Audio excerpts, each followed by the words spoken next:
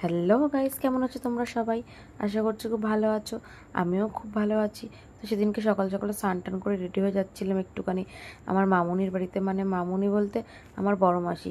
আমার যেহেতু আমার শাশুড়িমাকেও মামুনি রাখি আর ওই মাসিকেও মামুনি রাখি, তো সেটা একটু গুলিয়ে যায়, যদিও বা সবাই কোন মানে কাকে মামুনি বলছে কেউ বুঝতে পারে না। তো আমি যাচ্ছিলাম আমার মাসি মানে মামুনির বাড়িতে।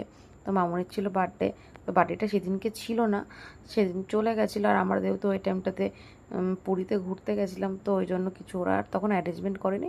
তো আমরা ফাইনালি আসার পরে ওরা অ্যারেঞ্জমেন্টটা করেছিল।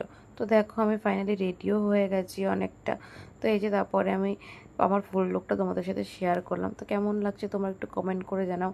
আর এই ড্রেসটা দেখছো না, এই ড্রেসটা হচ্ছে মামুনি মানে আমার শাশুড়ি মা কিনেছিল পুরী দিয়ে, আমি পরে নিয়েছিলাম। তো দেখো ফাইনালি আমরা বেরিয়েও গেছি যাওয়ার জন্য।